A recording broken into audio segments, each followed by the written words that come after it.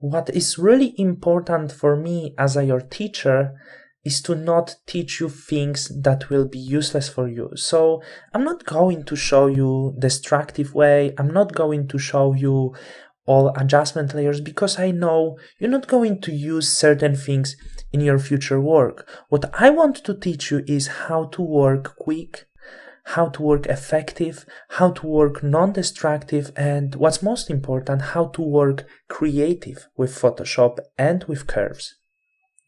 If you open Photoshop, if you are a beginner, maybe you heard about curves, maybe not, but curves are most important tool. It's the adjustment layer that you going to work the most, and I could bet on this.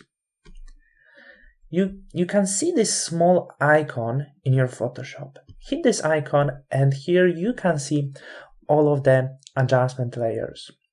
One of them is curves, and it is something that should be really important for you, and through this course you will understand why curves are so important. You can do everything by curves. You can set lights, shadows, you can play with colors, you can retouch your images. Every possible, maybe not every, but most of the things you can do using just one adjustment layer. Also, if you have your panels set as essentials, as I have, after installing Photoshop, you will have this view I just got used to. You have your adjustment panels over here, and you also have your adjustment layers, including curves. So I'm going to do this my way. I always do this my way through this small icon on the bottom. And let's open curves. As you can see, this box is quite big. I usually keep this a bit smaller, but it will be easier for us to understand and how the curves works. You can open this and you can just see this box. You can see some histogram here, and this is super important for you to understand what the histogram represents. Let's leave this line for now. Let's be focused on what we see over here. You have this weird gray shape inside the box, and this is our histogram. And here you have two sliders on the bottom. Dark one, it's not totally black, but we could call this as a black one because it represents the darkest point of the image, and the white one, which represent the brightest part of the image. And this thing inside represents the amount of pixels in certain area, the amount of dark pixels or the bright pixels. And even by looking at this image, you can easily say that this image has more bright pixels than the dark one. And we can see this on the histogram, because here we have dark area and we can go to the middle point. Let's say on the middle it's something like gray. This is our midpoint, and this is the dark area. And as you can see, we don't have really so many dark pixels, but if we go from the middle till the end, we have really a lot of bright pixels, which represent these areas over here. Here would be somewhere some brightest area probably, and maybe it's a bit too much.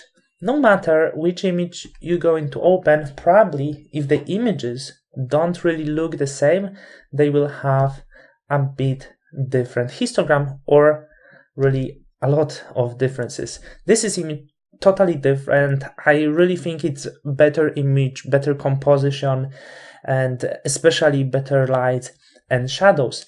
And when we open the histogram, it looks totally different. And we can say this from looking at this image, that we have really a lot of rather dark pixels than the white. We don't have really a lot of whites, we don't have many bright points on the image.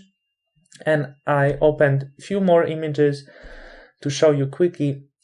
This image has really huge variety. You can see at the very beginning we have a lot of dark pixels, and I believe they are represented over here around the forest. It's easily, we could say, and a lot of these bright pixels as well, and that would be our sky. So it's very important for you to learn how to read histogram because you will understand the photography, you will understand your image, you will understand what's wrong on the image. And on this image, this is not really correct because we don't have really very dark pixels, as well as we don't have really bright pixels. So there will be something for sure to repair on this image.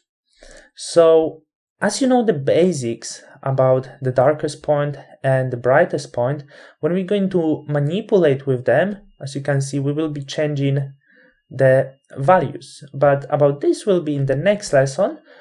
And you can see you can work in many different ways, and there is a lot of similarities with levels, which I would like to mention.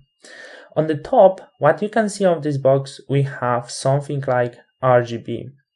RGB is the mode we work in, and this represents 3 colors: red, green, and blue. You can change the modes on the image for red, green, and blue.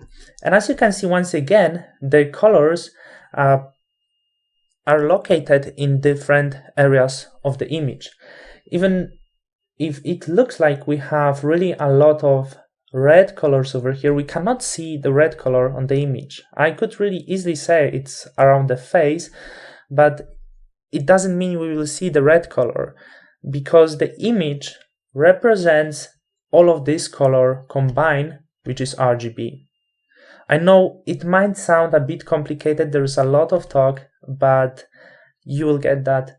And the same with green, as you can see, have a lot of green over here. It doesn't mean it's located really here on the blues, but it's how the colors are located on the image to give the fully colorful image you see right now. And of course, this will be very different on each image. On this image, you cannot really see the color blue at all, but as you can see, there is a lot of blue color in the darks, because it doesn't have to be visible blue, just a lot of blue color combined with green and red gives the color that you see on this image.